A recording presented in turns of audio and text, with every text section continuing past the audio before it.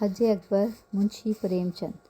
منشی صابر حسین کی آمدنی کم تھی اور خرچ زیادہ، اپنے بچے کے لیے دایا رکھنا گوارا نہیں کر سکتے تھے، لیکن ایک تو بچے کی صحت کی فکر اور دوسرے اپنے برابر والوں سے ہٹیے بن کر رہنے کی ذلت اس خرچ کو برداشت کرنے پر مجبور کرتی تھی۔ بچہ دایا کو بہت چاہتا تھا، ہر دم اس کے گلے کا ہار بنا رہتا تھا، اس وجہ سے دایا اور بھی ضروری معلوم ہوتی تھی، مگر شاید سب سے بڑا سبب یہ تھا کہ مروت کے باعث دایا کو جواب دینے کی جرأت نہ کر سکتے تھے۔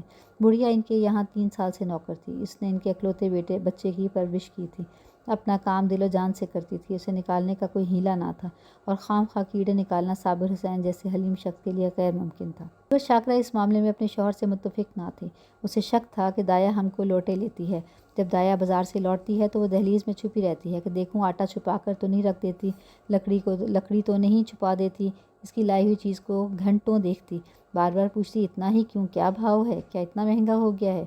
دایا کبھی تو ان بدگمانیوں کا جواب ملائمیت سے دیتی، لیکن جب بیگم زیادہ تیز ہو جاتی تو وہ بھی کڑی پڑ جاتی، قسمیں کھاتی، صفائی کی شہادتیں پیش کرتی، تردید اور حجت میں گھنٹوں لگ جاتے، قریب روزانہ یہی کیفیت رہتی اور روزانہ ڈرامہ دایا کی خفیف سی اشک ریزی کے بعد ختم ہو جاتا۔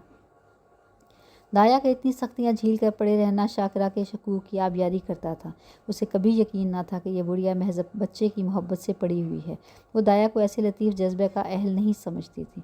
اتفاق سے ایک روز دایا کو بازار سے لوٹنے میں ذرا دیر ہو گئی، وہاں 2 کنجرنوں میں بڑے جوش و خروش سے مناظرہ تھا، ان کا مصور طرز ادا، ان کا اشتعال انگیز استدلال، ان کی متشکل تصحیح، ان کی روشن شہادتیں اور منور روایتیں، ان کی تعریض اور تردید بے مثال تھیں۔ زہر کے 2 دریا تھے، یا 2 شعلے، یا دونوں کی طرف سے امٹ کر باہم گتھم گئے۔ کیا روانی زبان تھی، گویا کوزے میں دریا بھرا ہوا ہو۔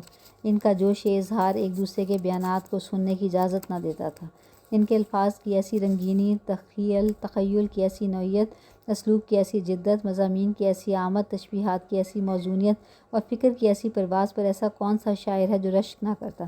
صفت یہ تھی کہ اس مباحثے میں تلخی یا دل آویزی کا شائبہ بھی نہ تھا۔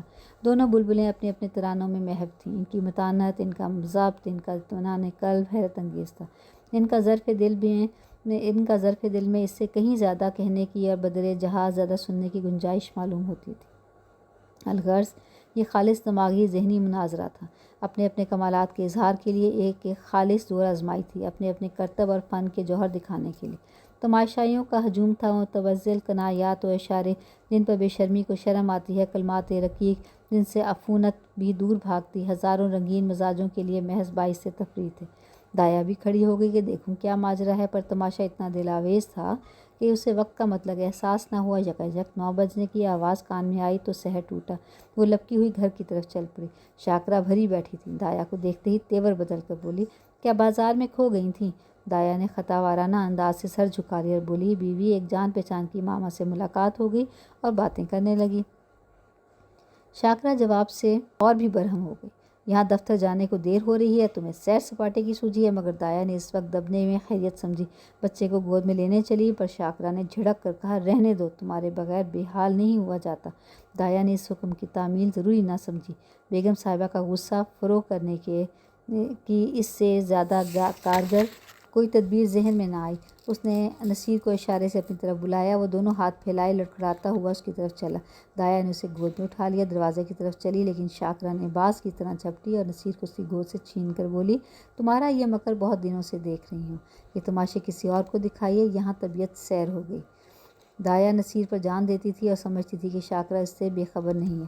اس کی سمجھ میں شاکرہ اور اس کے درمیان یہ ایسا مضبوط تعلق تھا جسے معمولی ترشیاں کمزور نہ کر سکتی تھیں۔ اس وجہ سے باوجود شاکرہ کی سخت زبانیوں کے اسے یقین نہ آتا تھا کہ وہ واقعی مجھے نکالنے پر آمادہ ہے، پر شاکرہ نے یہ باتیں کچھ اس بے رخی سے کیں، بالخصوص نصیر کو اس بے دردی سے چھین لیا کہ دایا سے ضبط نہ ہو سکا۔ بولی، بیوی، مجھ سے کوئی ایسی بڑی خطا تو نہیں ہوئی، بہت ہوگا تو پاؤ گھنٹے کی دیر ہوئی ہوگی، اس پر آپ اتنا جھلا رہی ہیں، صاف صاف کیوں نہیں کہہ دیتی کہ دوسرا دروازہ دیکھو، اللہ نے پیدا کیا ہے تو رزق بھی دے گا، مزدوری کا کال تھوڑا ہی ہے۔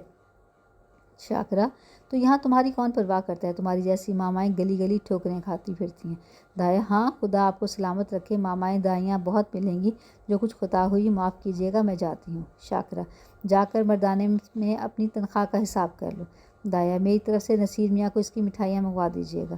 اتنے میں صابر حسین بھی باہر آ گئے، پوچھا، کیا ہے؟ دایا کچھ نہیں، بیوی نے جواب دے دیا ہے، گھر جاتی ہوں۔ صابر حسین خان کی ترددات سے یوں بچتے تھے جیسے کوئی بھرنا پاک کانٹوں سے بچے۔ انہیں سارے دن ایک ہی جگہ کھڑے رہنا منظور تھا، پر کانٹوں میں پیر رکھنے کی جرأت نہ تھی۔ چیں بجبیں ہو کر بولے، کیا بات ہوئی؟ شاکرہ، کچھ نہیں، اپنی طبیعت نہیں جی چاہتا نہیں رکھتے۔ شاکرہ، کچھ نہیں، اپنی طبیعت نہیں جی چاہتا نہیں رکھتے، کسی کے ہاتھوں بک تو نہیں گئے؟ صابر، تمہیں بیٹھے بٹھائے ایک نہ ایک کھچڑ ضرور سوچتی رہتی ہے۔ شاکر، ہاں، مجھے تو اس بات کا جنون ہے، کیا کروں، خصلت ہی ایسی ہے۔ تمہیں یہ بہت پیاری ہے تو لے جا کر گلے باندھو، میرے یہاں ضرورت نہیں۔ دایا گھر سے نکلی تو اس کی آنکھیں لبریز تھیں، دل نصیر کے لیے تڑپ رہا تھا، ایک بار بچے کو گود میں لے کر پیار کر لوں، پر یہ حسرت لیے اسے گھر سے نکلنا پڑا۔ نصیر دایا کے پیچھے پیچھے دروازے تک آیا، لیکن جب دایا نے دروازہ باہر سے بند کر دیا تو مچل کر زمین پر لیٹ گیا اور انا انا کہہ کر رونے لگا۔ شاکرہ نے چمکارا، پیار کیا، گود میں لینے کی کوشش کی، مٹھائی کا لالچ دیا، میلہ دکھانے کا وعدہ کیا۔ اس سے کام نہ چلا تو بندر اور سپاہی اور لولو اور ہوا کی دھمکی دی، مگر نصیر پر مطلق اثر نہ ہوا، یہاں تک کہ شاکرہ کو غصہ آ گیا۔ اس نے بچے کو وہیں چھوڑ دیا اور آ کر گھر کے دھندوں میں مصروف ہو گئی، اور نصیر کا منہ اور گال لال ہو گئے، آنکھیں سوج گئیں، آخر وہیں زمین پر سسکتے سسکتے سو گیا۔ شاکرہ نے سمجھا تھوڑی دیر میں بچہ دو دھو کر چپ ہو جائے گا، پر نصیر نے جاگتے ہی پھر انا کی رٹ لگائی۔ 3 بجے صابر حسین دفتر سے آئے، بچے کی حالت دیکھی تو بیوی کی طرف قہر کی نگاہوں سے دیکھ کر اسے گود میں اٹھا لیا، بہلانے لگے۔ آخر نصیر کو جب یقین ہو گیا کہ دایا مٹھائی لینے گئی تو اسے تسکین ہو گئی، مگر شام ہوتے ہی اس نے پھر چیخنا شروع کر دیا، انا مٹھائی لائی۔ اس طرح 2-3 دن گزر گئے۔ نصیر کو انا کی رٹ لگانے اور رونے کے سوا اور کوئی کام نہ تھا۔ وہ بے ضرر کتا جو ایک لمحے کے لیے اس کی گود سے جدا نہ ہوتا تھا، بے زبان بلی جسے طاق پر بیٹھے دیکھ کر وہ خوشی سے پھولا نہ سماتا تھا، وہ طائر بے پرواز جس پر وہ جان دیتا تھا، سب اس کی نظروں سے گر گئے۔ وہ ان کی طرف آنکھ اٹھا کر بھی نہ دیکھتا تھا۔ انا جیسی جیتی جاگتی پیار کرنے والی، گود میں لے کر گھمانے والی، تھپک تھپک کر سلانے والی، گا گا کر خوش کرنے والی چیز کی جگہ ان بے جان بے زبان چیزوں سے پر نہ ہو سکتی تھیں۔ وہ اکثر سوتے سوتے چونک پڑتا اور انا انا پکار کے رونے لگتا۔ کبھی دروازے پر جاتا اور انا انا پکار کر ہاتھوں سے اشارہ کرتا گویا اسے بلا رہا ہے۔ انا کی خالی کوٹری میں جا کر گھنٹوں بیٹھتا، اسے امید تھی کہ انا یہاں آتی ہوگی۔ کسی کوٹری کا دروازہ بند پاتا تو جا کر کواڑ کھٹکھٹاتا، شاید انا اندر چھپی بیٹھی ہو۔ صدر دروازہ کھلتے سنتا تو انا انا کہہ کر دوڑتا، سمجھتا کہ انا آ گئی ہے۔ اس کا گدرایا ہوا بدن گھل گیا، گلاب کے سے رخسار سوکھ گئے، ماں اور باپ دونوں اس کی موہنی ہنسی کے لیے ترس کر رہ جاتے۔ اگر بہت گدگدانے اور چھیڑنے سے ہنستا بھی تو ایسا معلوم ہوتا دل سے نہیں، محض دل رکھنے کے لیے ہنس رہا ہے۔ اسے اب دودھ سے رغبت تھی، نہ مستری سے، نہ میوے سے، نہ بسکٹ سے، نہ تازی امرتیوں سے۔ ان میں مزہ تھا جب انا اپنے ہاتھوں سے کھلاتی تھی، اب ان میں مزہ نہ تھا۔ 2 سال کا ہونہار لہلاتا ہوا شاداب پودا مرجھا کر رہ گیا۔ وہ لڑکا اسے گود میں اٹھاتے ہی نرمی، گرمی اور وزن کا احساس ہوتا تھا، اب استخوان کا ایک پتلا رہ گیا۔ شاکرہ بچے کی یہ حالت دیکھ کر اندر ہی اندر کڑتی، اپنی حکامت پر پچھتاتی۔ صابر حسین جو فطرتاً خلوت پسند آدمی تھے، اب نصیر کو گود سے جدا نہ کرتے تھے، اسے روز ہوا کھلانے جاتے، نت نئے کھلونے لاتے، پر مرجھایا ہوا پودا کسی طرح نہ پنپتا تھا۔ دایا اس کی دنیا کا آفتاب تھی، اس قدرتی حرارت اور روشنی سے محروم ہو کر سبزہ کی بہار یوں کر دکھاتا۔ دایا کے بغیر اسے چاروں طرف اندھیرا سناٹا نظر آتا تھا۔ تیسرے ہی دن رکھ لی تھی، پر نصیر اس کی صورت دیکھتے ہی منہ چھپا لیتا تھا، گویا وہ کوئی دیونیا بھوتنی ہے۔ عالم وجود میں دایا کو نہ دیکھ کر نصیر اب زیادہ تر عالم خیال میں رہتا تھا۔ وہاں اس کی اپنی انا چلتی پھرتی نظر آتی تھی، اس کی وہی گود تھی، وہی محبت، وہی پیاری باتیں، وہی پیارے پیارے گیت، وہی مزیدار مٹھائیاں، وہی سہانا سنسار، وہی دلکش لیل و نہار، اکیلے بیٹھے انا سے باتیں، انا کتا بھونکے، انا گائے دودھ دیتی، انا اجلا اجلا گھوڑا دوڑتا، سویرا ہوتے ہی لوٹا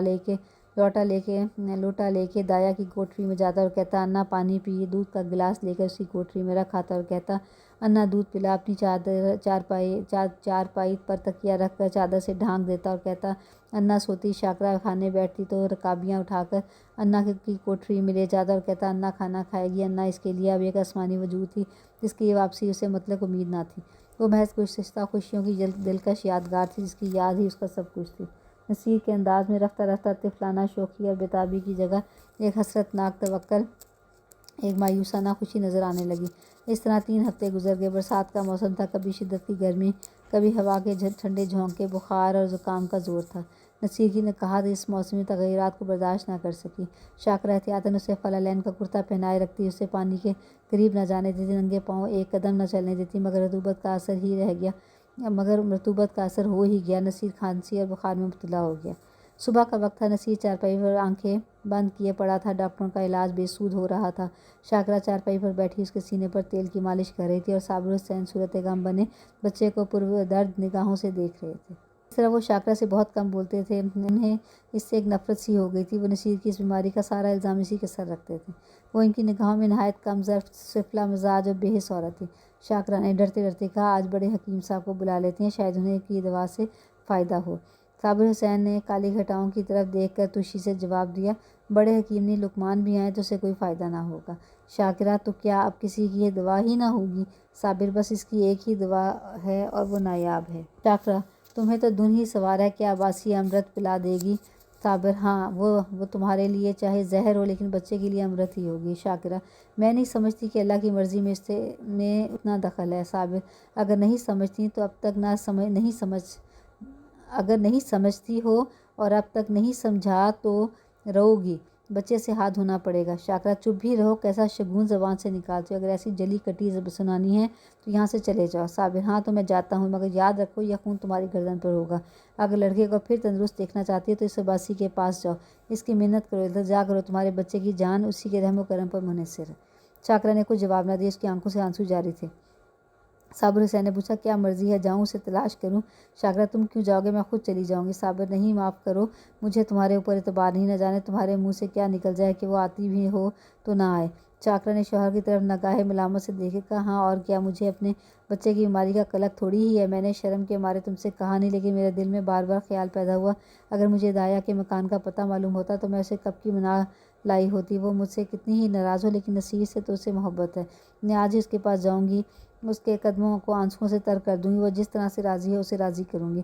شاکرہ نے بہت ضبط کر کے یہ باتیں کہی مگر اڑے ہوئے آنسو اب نہ رک سکے۔ صابر حسین نے بیوی کی طرف ہمدردانہ نگاہ سے دیکھا اور نادم ہو کر بولے، میں تمہارا جانا مناسب نہیں سمجھتا، خود ہی جاتا ہوں۔ اب آسی دنیا میں اکیلی تھی، کسی زمانے میں اس کا خاندان گلاب کا سرسبز شاداب درخت تھا، مگر رفتہ رفتہ خزاں نے سب پتیاں گرا دیں، باد حوادث نے درخت کو پامال کر دیا، اب یہی سوکھی ٹہنی ہرے بھرے درخت کی یادگار باقی تھی، مگر نصیر کو پا کر اس کی سوکھی ٹہنی میں جان سی پڑ گئی تھی، اس میں ہری ہری پتیاں نکل آئی تھیں، وہ زندگی جو اب تک خشک اور پامال تھی اس میں پھر رنگ و بو کے آثار پیدا ہو گئے تھے۔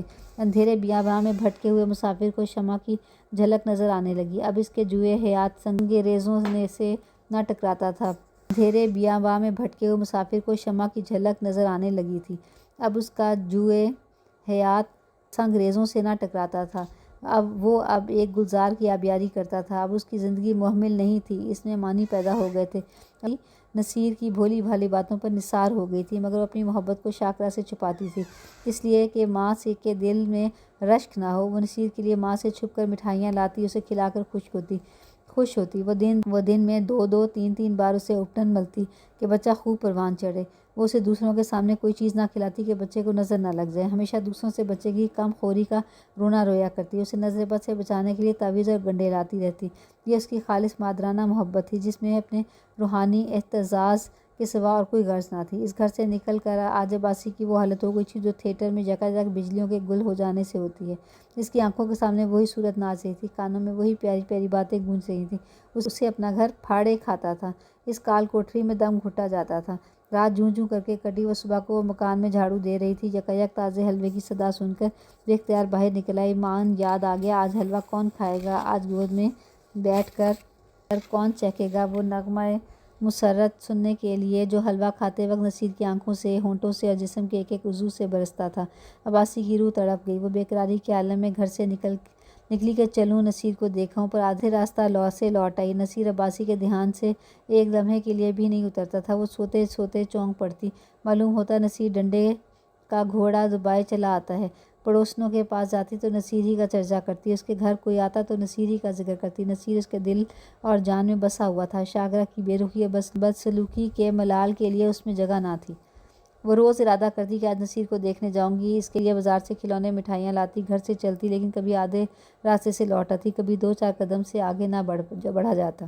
منہ لے کر جاؤں جو محبت کو فریب سمجھتا ہو اسے کون منہ دکھاؤں، کبھی سوچتی کہیں نصیر مجھے نہ پہچانے تو۔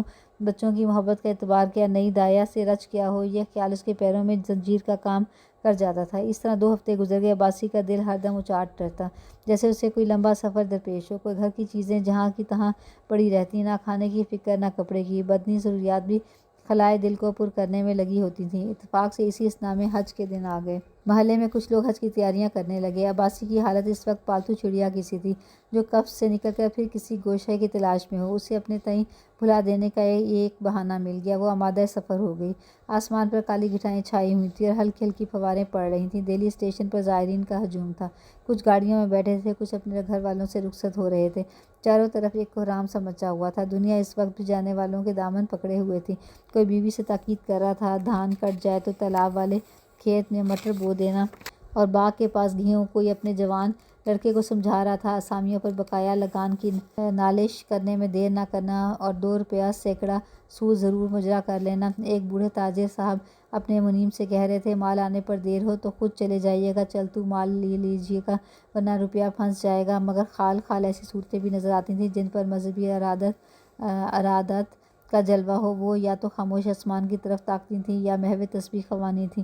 عباسی بھی ایک گاڑی میں بیٹھ کر سوچ رہی تھی، ان بھلے آدمیوں کو اب بھی دنیا کی فکر نہیں چھوٹتی۔ وہی خرید و فروخت، لین دین کے چرچے۔ نصیر اس وقت یہاں ہوتا تو بہت روتا، میری گود سے کسی طرح نہ اترتا۔ لوٹ کر ضرور اسے دیکھنے جاؤں گی۔ یا اللہ کس طرح گاڑی چلے، گرمی کے مارے کلیجہ بھونا جاتا ہے۔ اتنی گھٹا امڑی ہوئی ہے، برسنے کا نام ہی نہیں لیتی۔ معلوم نہیں یہ ریل والے کیوں دیر کر رہے ہیں، جھوٹ موٹ ادھر ادھر دوڑتے پھر رہے ہیں۔ یہ نہیں کہ چٹ پٹ گاڑی کھول دیں، مسافروں کی جان میں جان آئے۔ یکایک اس نے صابر حسین بائیسیکل سائیکل لیے پلیٹ فارم پر آتے دیکھا۔ ان کا چہرہ اترا ہوا تھا اور کپڑے تر تھے۔ وہ گاڑیوں میں جھانکنے لگے۔ عباسی محض یہ دکھانے کے لیے کہ میں بھی حج کرنے جا رہی ہوں گاڑی سے باہر نکل آئی۔ صابر حسین اسے دیکھتے ہی لپک کر قریب آئے، بولے کیوں عباسی تم بھی حج کو چلیں؟ عباسی نے فخری انکسار سے کہا ہاں، یہاں کیا کروں، زندگی کا کوئی ٹھکانہ نہیں، معلوم نہیں کب آنکھیں بند ہو جائیں۔ خدا کے یہاں منہ دکھانے کے لیے بھی تو کوئی اور سامان چاہیے۔ نصیر میاں تو اچھی طرح ہیں صابر، اب تم تو جا رہی ہو، نصیر کا حال پوچھ کر کیا کرو گی، اس کے لیے دعا کرتی رہنا۔ عباسی کا سینہ دھڑکنے لگا، گھبرا کر بولی کیا دشمنوں کی طبیعت اچھی نہیں ہے صابر؟ اس کی طبیعت تو اسی دن سے خراب ہے جس دن تم وہاں سے نکلی۔ کوئی 2 ہفتے تک تو انا انا کی رٹ لگا رکھتا تھا، اب 1 ہفتے سے کھانسی اور بخار میں مبتلا ہے۔ ساری دوائیں کر کے ہار گیا، کوئی نفع نہیں ہوتا۔ میں نے ارادہ کیا چل کر تمہاری منت سماجت کر کے لے چلوں، کیا جانے تمہیں دیکھ کر اس کی طبیعت کچھ سمجھ ہے، لیکن تمہارے گھر پر آیا تو معلوم ہوا کہ تم حج کرنے جا رہی ہو۔ اب کس منہ سے چلنے کو کہوں، تمہارے ساتھ سلوک ہی کون سا اچھا کیا تھا، اتنی جرأت کر سکوں، پھر کار ثواب میں رکھ نہ ڈالنے کا بھی خیال ہے۔ جاؤ، اس کا اللہ خدا حافظ ہے، حیات باقی ہے تو صحت ہو ہی جائے گی، ورنہ مشیت یزدی سے کیا چارہ۔ عباسی کی آنکھوں میں اندھیرا چھا گیا، سامنے کی چیزیں تیرتی ہوئی معلوم ہوئیں۔ دل پر ایک عجیب وحشت کا غلبہ ہوا، دل سے دعا نکلی اللہ میری جان کے صدقے میرے نصیر کا بال بیکا نہ ہو۔ رقت سے گلا بھر آیا، میں کیسی سنگ دل ہوں، پیارا بچہ رو رو کر ہلکان ہو گیا۔ میں اسے دیکھنے تک نہ گئی، شاکرہ بدمزاج سے ہی، بد زبان سے ہی۔ نصیر نے میرا کیا بگاڑا تھا، میں نے ماں کا بدلہ نصیر سے لیا، یا خدا میرا گناہ بخشیو، پیارا نصیر میرے لیے ہڑک رہا ہے۔ اس خیال سے عباسی کا کلیجہ محسوس اٹھا اور آنکھوں سے آنسو بہہ نکلے۔ مجھے کیا معلوم تھا کہ اسے مجھ سے اتنی محبت ہے، ورنہ شاکرہ کی جوتیاں کھاتی اور گھر سے قدم نہ نکالتی۔ آہ، نہ معلوم بیچارے کی کیا حالت ہے۔ انداز وحشت سے بولی دودھ تو پیتے ہیں نا صابر، تم دودھ پینے کو کہتی ہو، اس نے 2 دن سے آنکھیں تو کھولی ہی نہیں۔ عباسی یا میرے اللہ، ارے او کلی بیٹا، آ کے میرا اسباب گاڑی سے اتار دے، اب مجھے حج وج کی نہیں سوجتی۔ ہاں بیٹا جلدی کر میاں، دیکھیے کوئی یکا ہو تو ٹھیک کر لیجیے۔ یکا روانہ ہوا، سامنے سڑک پر کئی بھگیاں کھڑی تھیں، گھوڑا آہستہ آہستہ چل رہا تھا۔ عباسی بار بار جھلاتی اور یکا باندھ سے کہتی بیٹا جلدی کر، میں تجھے کچھ زیادہ دے دوں گی۔ راستے میں مسافروں کی بھیڑ دیکھ کر اسے غصہ آتا تھا، اس کا جی چاہتا تھا گھوڑے کے پر لگ جاتے، لیکن جب صابر حسین کا مکان قریب آ گیا تو عباسی کا سینہ زور زور سے اچھلنے لگا، سر تیورا گیا، بار بار دل سے دعا نکلنے لگی خدا کرے سب خیر و عافیت ہو۔ یکا صابر حسین کی گلی میں داخل ہوا، دفعتاً عباسی کے کان میں کسی کے رونے کی آواز آئی، اس کا کلیجہ منہ کو آ گیا، سر تیورا گیا، معلوم ہوا دریا میں ڈوبتی جاتی ہو۔ جی چاہا یکے سے کچھ بڑھوں، مگر ذرا دیر میں معلوم ہوا کہ عورت میکے سے وداع ہو رہی ہے، تسکین ہوئی۔ آخر صابر حسین کا مکان آ پہنچا۔ عباسی نے ڈرتے ڈرتے دروازے کی طرف تاکا، جیسے کوئی گھر سے بھاگا ہوا یتیم لڑکا شام کو بھوکا پیاسا گھر آئے اور دروازے کی طرف سہمی ہوئی نگاہ سے دیکھے کہ کوئی بیٹھا تو نہیں۔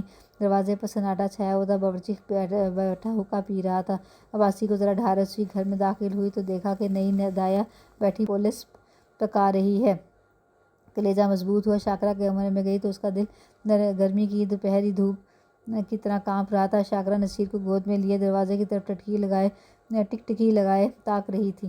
غم اور یاس کی زندہ تصویر۔ عباسی نے شاکرہ سے کچھ نہیں پوچھا، نصیر کو اس کی گود سے لے لیا اور اس کے منہ کی طرف چشمے پرنم سے دیکھ کر کہا، بیٹا نصیر آنکھیں کھولو۔ نصیر نے آنکھیں کھول دیں۔ ایک لمحے تک دایا کو خاموش دیکھتا رہا، تب یک دایا کے گلے سے لپٹ گیا اور بولا، انا آئی۔ نصیر کا زرد مرجھایا چہرہ روشن ہو گیا، جیسے بجھتے ہوئے چراغ میں تیل پڑ جائے۔ ایسا معلوم ہوا گویا وہ کچھ بڑھ گیا ہے۔ ایک ہفتہ گزر گیا۔ صبح کا وقت تھا، نصیر آنگن میں کھیل رہا تھا۔ صابر حسین نے آ کر اسے گود میں اٹھا لیا اور پیار کرکے بولے، تمہاری انا کو مار کر بھگا دیں؟ نصیر نے منہ بنا کر کہا، نہیں، روئے گی۔ عباسی بولی، کیوں بیٹا، مجھے تو نے کعبہ شریف نہ جانے دیا، میرے حج کا ثواب کون دے گا؟ تو صابر حسین نے مسکرا کر کہا، تمہیں اس سے کہیں زیادہ ثواب ہو گیا، اس حج کا نام حج اکبر ہے۔